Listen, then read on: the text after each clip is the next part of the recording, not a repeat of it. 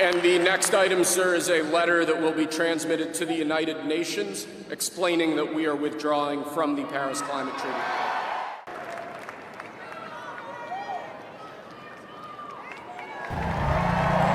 तो जैसा आपने देखा, अमेरिकी राष्ट्रपति डोनाल्ड ट्रंप ने अपने दूसरे कार्यकाल में भी पहले दिन वही किया जो उन्होंने पहले कार्यकाल के दौरान किया था। उन्होंने अमेरिका को पेरिस क्लाइमेट डील से बाहर कर दिया। पेरिस क्लाइमेट डील के बारे में मैं आपको बता दूं कि ये वो एकॉर्ड है जिसके तहत दुनिया के सारे देश 2015 में ये साइन हुआ था।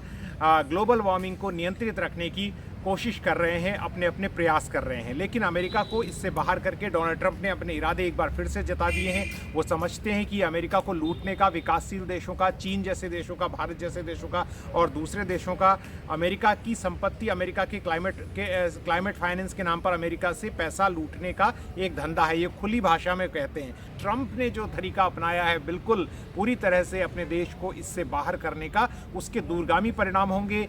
इसका क्या असर होगा ये जानने के लिए मैंने क्लाइमेट एक्टिविस्ट और सतत संपदा क्लाइमेट फाउंडेशन के फाउंडिंग डायरेक्टर हरजीत सिंह से बात की। ये एक बड़ा निर्णय है और इसका असर न कि सिर्फ अमेरिका की पॉलिसीज पे बल्कि विश्व में जो भी कदम उठाए जा रहे हैं क्लाइमेट चेंज के ऊपर में उस पर पड़ने वाला है। ट्रंप ने यह भी घोषणा की है कि जो भी क्लाइमेट पॉलिसीज जो बाइडेन लेकर के आए थे, जिसमें कि रिन्यूएबल एनर्जी को सपोर्ट करना हो, एनर्जी एफिशिएंसी को बढ़ाना हो या जो पोल्यूटिंग इंडस्ट्रीज हैं उन पर लगाम लगानी हो, वो सारी पॉलिसीज को या तो वो वीकन करेंगे या वो हटा लेंगे। और साथ साथ में उन्होंने ये भी घोषणा की है कि वो फॉसिल फ्यूल प्रोडक्शन को, यानी कि तेल और गैस के प्रोडक्शन को बढ़ाएंगे। ये समझना जरूरी है कि यूएस सबसे बड़ा हिस्टोरिकल एमिटर है और इस वक्त का टॉप फॉसिल फ्यूल प्रोड्यूसर भी है, और उस पर भी यह घोषणा करना कि फॉसिल फ्यूल प्रोडक्शन को और बढ़ाया जाएगा वो और तबाहियां लाएगा।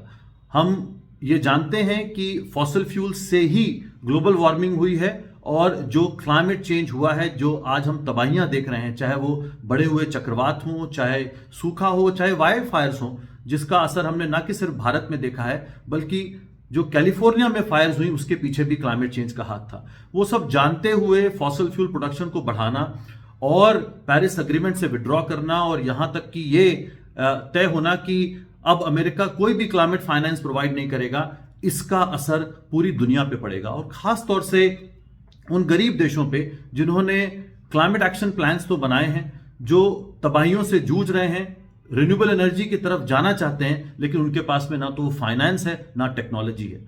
भारत ने भी ऐसे कई कदम लिए हैं कि वो ज्यादा से ज्यादा रिन्यूएबल एनर्जी की तरफ जाए, लेकिन उसके लिए उसको फाइनेंस और टेक्नोलॉजी की जरूरत है, जो कि इस डिसीजन के बाद मुश्किल हो जाएगी। तो जो कदम अभी ट्रंप ने उठाया है पेरिस एग्रीमेंट छोड़ने का, उसका असर पूरी दुनिया पे पड़ने वाला है। जरूरी यह है कि जो विकसित देश हैं, जिनकी जिम्मेदारी है क्लाइमेट फाइनेंस प्रोवाइड करना, उनको यह गैप भरने के लिए अपने कंट्रीब्यूशन को बढ़ाना चाहिए, ताकि डेवलपिंग कंट्रीज जो कि जूझ रहे हैं क्लाइमेट चेंज से और उनको फाइनेंस टेक्नोलॉजी चाहिए, वो सहयोग पा सकें। अन्यथा बहुत मुश्किल हो जाएगा कि हम जो टेम्परेचर बढ़ रहा है क्लाइमेट चेंज की वजह से, जो तबाहियां आ रही हैं, हम उससे जूझ नहीं पाएंगे। और ये जिम्मेदारी सबकी बनती है और खास तौर से अमीर देशों की, कि वो अपने फेयर शेयर के हिसाब से क्लाइमेट एक्शन करें और जो गैप होने वाला है यूएस के पेरिस एग्रीमेंट पे ना होने की वजह से, उसको भरने की कोशिश करें। ट्रंप ने जो कुछ कहा वो हरजीत ने समझाया। एक बात और इसमें उनकी आवाज़ में जोड़ देना ज़रूरी है, वो ये कि जो ट्रंप लगातार कहते रहे हैं, पिछले कार्यकाल के दौरान से वो कह रहे हैं कि वो क्लाइमेट डील से इसलिए अमेरिका को बाहर करते हैं क्योंकि भारत जैसे देशों का, उन्होंने खासतौर पर चीन के साथ भारत का नाम लिया है, जिन्हें बहुत सारा पैसा, billions and billions of dollars जो वो कहते हैं देने पड़ेंगे अब भारत को।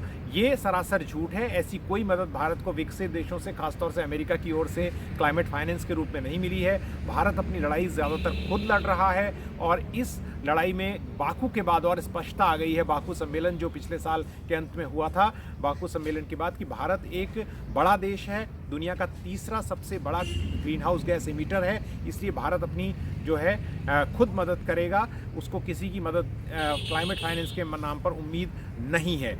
तो ये बात बताना ज़रूरी था। जल्द ही एक वीडियो के साथ में फिर आपके सामने हाजिर होता हूं।